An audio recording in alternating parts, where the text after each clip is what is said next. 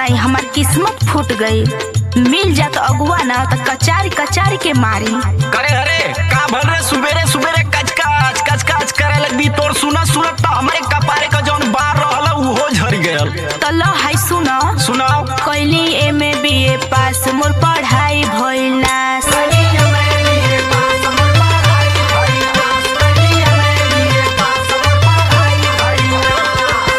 अच्छा कैली एमे बीए पास मोर पढ़ाई भइल नास। माझी रोज तोहरा घरे बरता ना माना।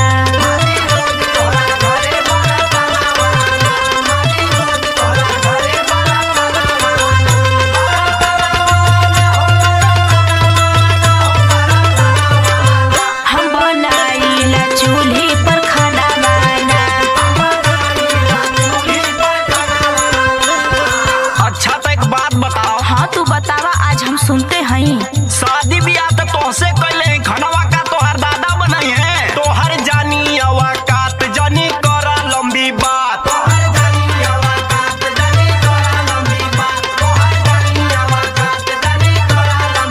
हाँ तू हमरे बारे में ढेर जानेला। तोहर जानी अवाकात जानी करा लंबी बात। गोबर फेंकत रहलू नहीं हरावा में।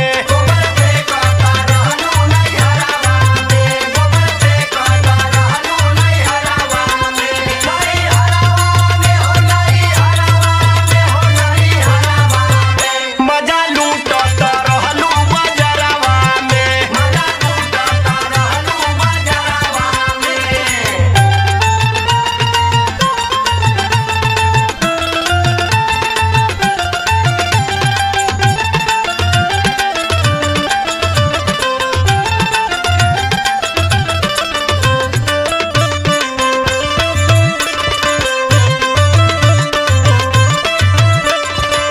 एगो बात तू ना जानत हवा।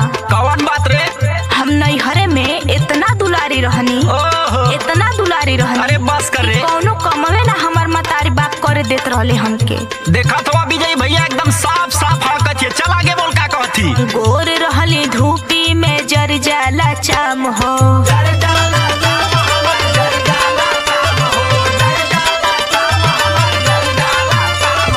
हाँ तो ऐसी लगवा दे सुन। दिन रात सूती के करलू आराम हो।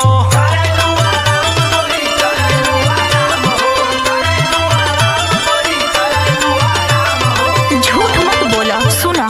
गोर रहली धूपी में जर जाला चाम हो। दिन रात सूती के करलू आराम हो। हाँ तो तोहर डरामा ढेर हो गई। तोहर जुलुम ना सह पाइब अपना भैया से बताइब।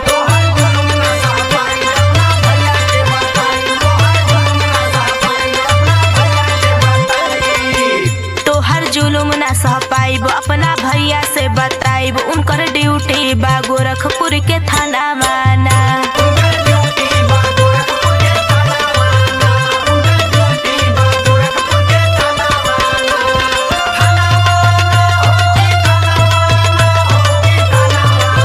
हम बनाइला चूल्ही पर खाना माना।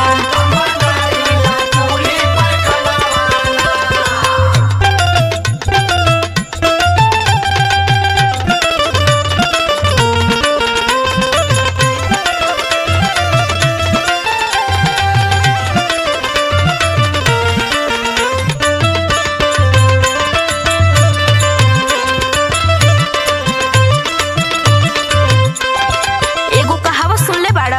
कौन कहावत हो? साथ कहना सुखी रहना। अब जौन बताए तो के एकदम साफ साफ बताए तो। हाँ तो बतावा शुभ काम में देरी काहे करतारू?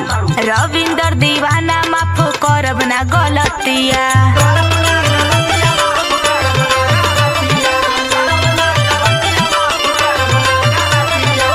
अरे जगर चोटिनिया सुन। तोहरा चक्कर में मोर बिगड़ल हलतिया।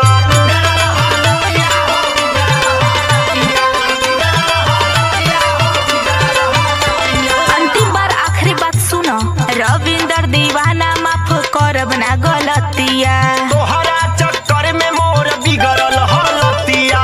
हाँ तो देखत है मोटा के कुंडा भइलो कौने चक्की का आटा खाली रे। हाँ तो तहू कहे न खाई के भैसा हो जाता। अपन फ्यूचर बनाइब तोहरा चक्कर में ना आइब।